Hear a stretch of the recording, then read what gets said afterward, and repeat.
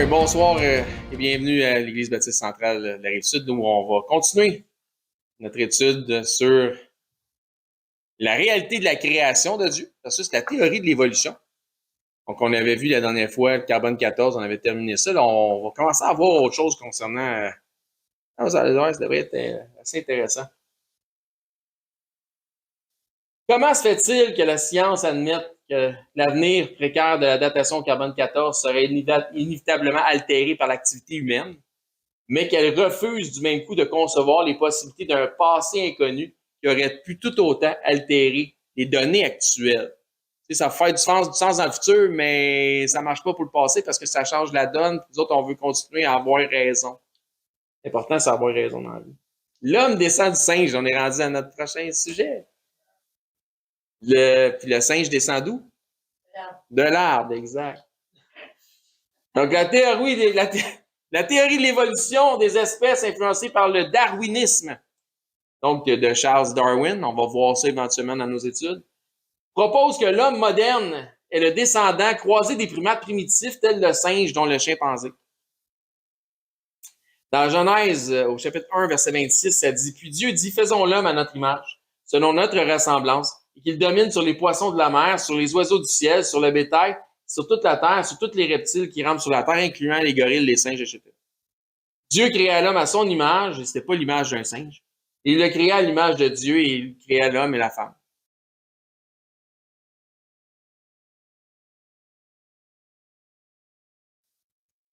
Donc, Dieu a créé l'homme parfait. Il n'a pas fait évoluer l'homme.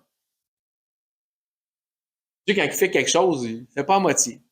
Les Écritures nous enseignent que Dieu a créé l'homme à son image et l'interaction démontrée entre Dieu et l'homme dans les récits du livre de la Genèse nous révèle que l'homme, à l'image de son Créateur, était instantanément doté d'intelligence.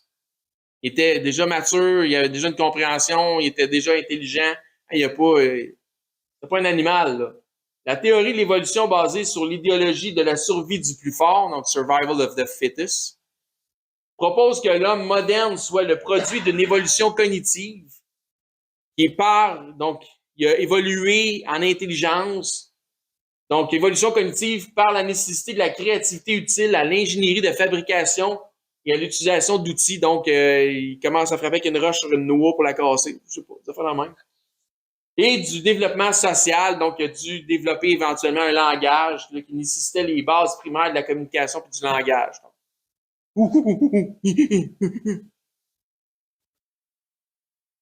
Mais on voit Adam qui communique avec son Créateur dans Genèse. C'est un beau portrait de famille, hein? L'homme descend du singe. Donc, les questions que nous posons sont donc celles-ci. Est-ce que l'homme moderne est réellement le produit d'une évolution descendant de primates plus primitifs? On connaît déjà la réponse. Et non. Si oui, mettons que, en avons-nous réellement des preuves scientifiques? Y a-t-il vraiment, donc troisième question, y a-t-il vraiment eu des hommes des cavernes? Puis s'il y a eu vraiment des hommes des cavernes, étaient-ils vraiment primitifs?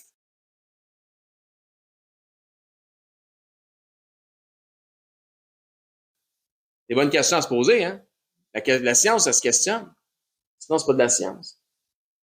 Partons avec le chaînon manquant. Vous voyez le point d'interrogation dans le milieu de la chaîne? C'est cute. Nous allons découvrir dans le cadre de soutien à cette partie de la théorie de l'évolution que plusieurs livres, musées ont été remplis d'exagérations mensongères. Terribles. Pourquoi? Pour fitter l'agenda. En partant de l'Australopithèque, en passant par l'homme de Néandertal jusqu'à l'Homo sapiens, cette idéologie est encore à la recherche du fameux chaînon manquant. Et moi, je pense à la chaîne au complet qui est manquante. Le chaînon manquant. Commençons par Lucie, la fameuse Lucie qui est bien connue. Lucie ou Australopithecus afarensis, qui veut dire singe du sud de l'Afrique, a pris une vingtaine d'années avant d'être accepté par la communauté scientifique comme faisant partie de l'arbre généalogique de l'évolution de l'homme. Ça, c'est lui présente Lucie. Le nom de l'espèce référence à l'Afar, la région du nord est de l'Éthiopie, où ont été découverts les fossiles de Lucie en 1974.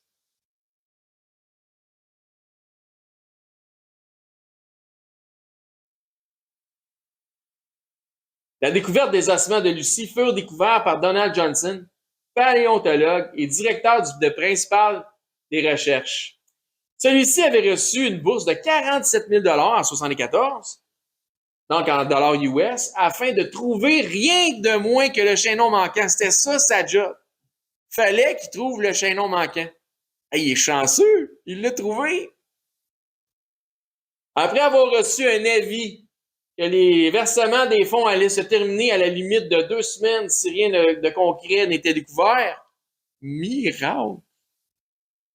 Johansen et son équipe ont miraculeusement trouvé des ossements de Lucie. Ben, tu parles d'un addon, toi. T'sais? Il semblerait que cette soudaine découverte a su prolonger les fonds, puisque ce n'est que 4 années plus tard que Johansen a découvert le mandibule, donc le bas de la mâchoire, de Lucie en Tanzanie, soit 1500 kilomètres plus loin que la découverte originale. Fait que quand tu regardes le squelette de Lucie ou la reproduction du squelette de Lucie dans un musée, c'est pas vrai. La mâchoire ne fit pas le reste des os. Ce n'est qu'en l'an 2000, donc en 1974 à 2000, puis ça a été accepté en entour de 94-95, ce n'est qu'en l'an 2000 que la représentation artistique du visage de Lucie a pu être reproduite grâce à la découverte d'un bout de crâne. Fait qu'avec un bout de crâne, ils ont réussi à faire cette face-là. Après toi, y a-tu comme une créativité artistique? Il faut que ça remplisse l'agenda. Autrement dit, dis-moi de quoi tu veux qu'elle aille ton singe, je peux te le faire.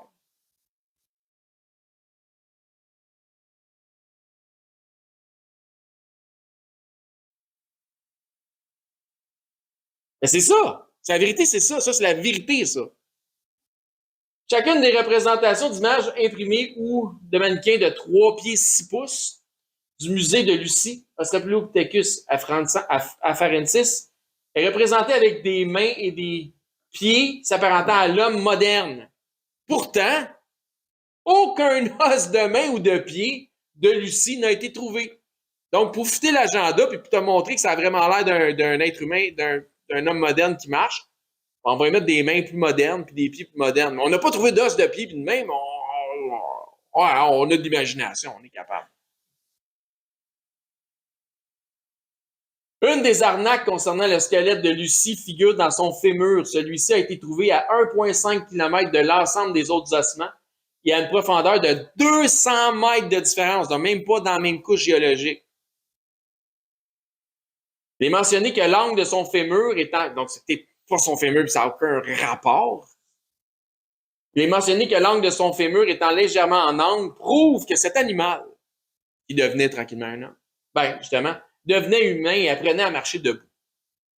Ben oui, parce que les fémurs en angle. Mais plusieurs primates qui montent aux arbres ont des fémurs en angle, dont le gibbon.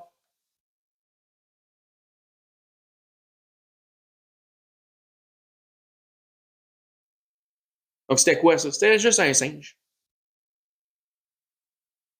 La majeure partie des os trouvés de Lucie ne sont rien d'autre que les os d'un animal de la famille des singes.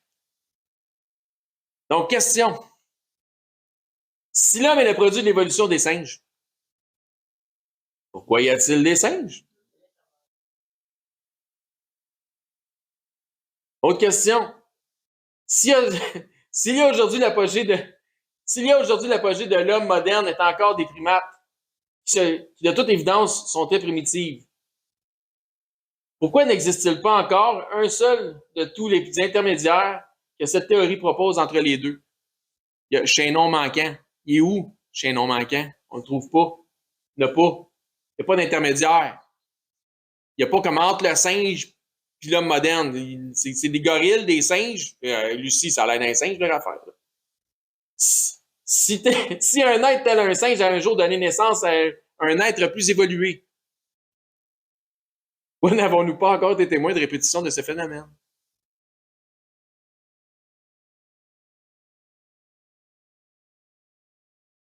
Il est où le singe savant? Je sais pas.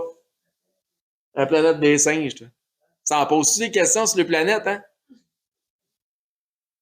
Ben, vous avez vu le film, ceux qui ont vu le film, La planète des singes, avec, ben, après ça, t'as Caesar pis tout. Mais la planète des singes, c'est notre planète. C'est la Terre, puis les singes ont évolué.